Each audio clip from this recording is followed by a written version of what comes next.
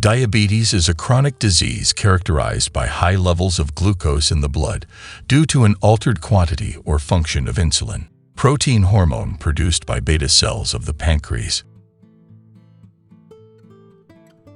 Its main task is to allow glucose to enter cells so that it can then be used by the body as an energy source. However, when this mechanism does not work correctly, blood glucose levels increase significantly, causing the onset of diabetes. But what are the first signs and symptoms of this metabolic disease? How to recognize it from the initial stages? Let's go see it. It is important to remember that the symptoms of the onset of the disease depend on the type of diabetes. There are two main forms: Type 1 diabetes and Type 2 diabetes.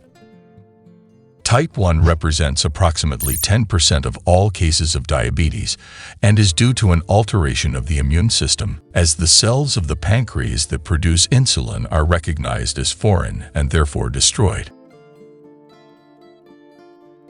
Type 2, on the other hand, represents 90% of cases of diabetes and is due to insufficient production of insulin by the pancreas or an inadequate response to the hormone by target organs such as muscles, liver, and adipose tissue. In this video, we will see what the initial signs and symptoms of Type 2 diabetes are, which generally follow the so-called 3P rule. But what does it mean? Let's go see it. Polyuria. Urination is the set of those physiological acts, voluntary and involuntary, which allow the expulsion of the urine contained in the bladder through the urethra, duct of the urogenital system. In physiological conditions, an adult person urinates between 4 and 8 times a day, especially during daylight hours, producing a daily quantity of urine between 700 milliliters and 2 liters per day.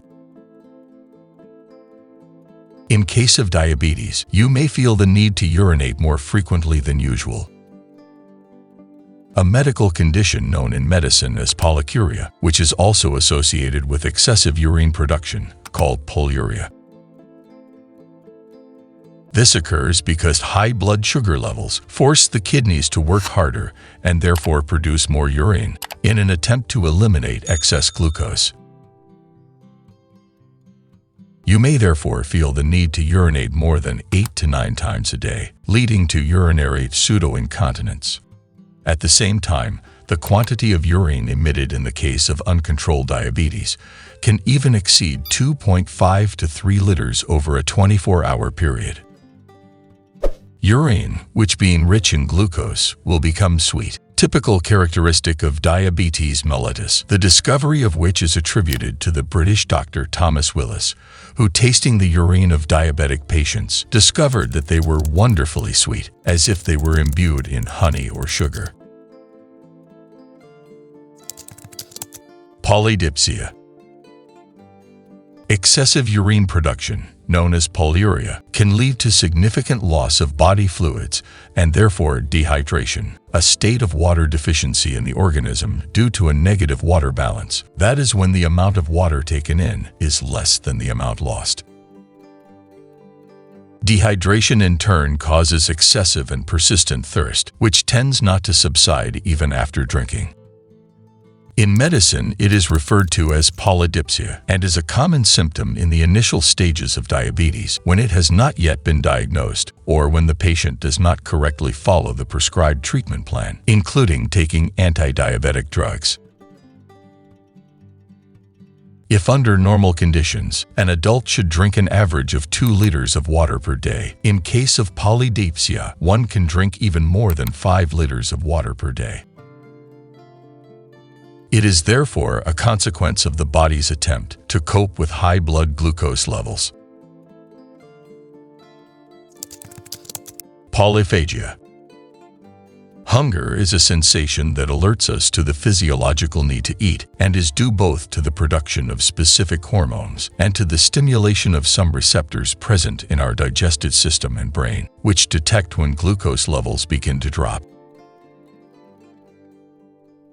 In case of diabetes mellitus, an increase in the sensation of hunger or appetite may be felt, which leads the sufferer to ingest an excessive quantity of food, exceeding the actual needs.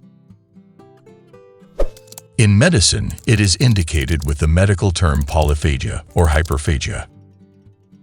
This is because in diabetic subjects, the insufficient quantity of insulin or the body's lack of response to this hormone prevents glucose from entering the cells and therefore from receiving the energy they need to function.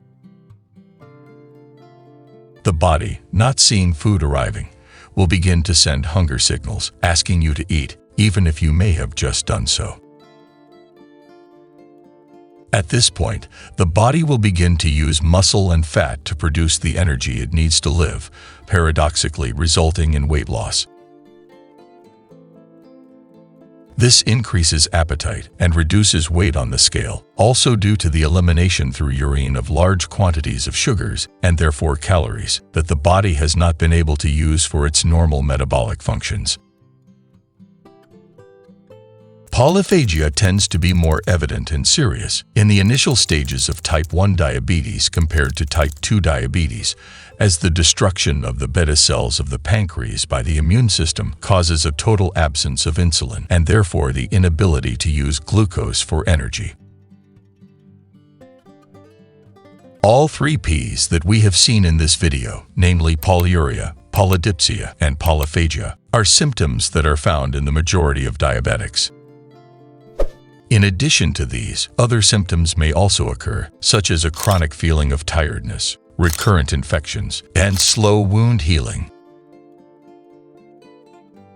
This is because diabetes not only compromises the normal activity of the immune system due to a state of chronic inflammation caused by excess sugar in the blood, but also because it causes a narrowing of blood vessels over time. Consequently, the flow of blood and therefore oxygen to the wound will decrease, significantly increasing its healing times. Other symptoms of diabetes mellitus are the sensation of widespread and persistent skin itching and blurred vision. This is because hyperglycemia causes swelling of the crystalline lens, the natural lens of the eye, which, thanks to its ability to modify its shape, allows objects to be brought into focus. This will lead to a worsening of vision, ranging from the appearance of dark spots and halos in the visual field to distorted and blurred vision. In conclusion, it is good to remember that in subjects with type 2 diabetes, the onset symptoms may be less evident than in those with type 1 diabetes. This is because they tend to develop more slowly over the course of weeks or months and occur more often in adult and elderly subjects.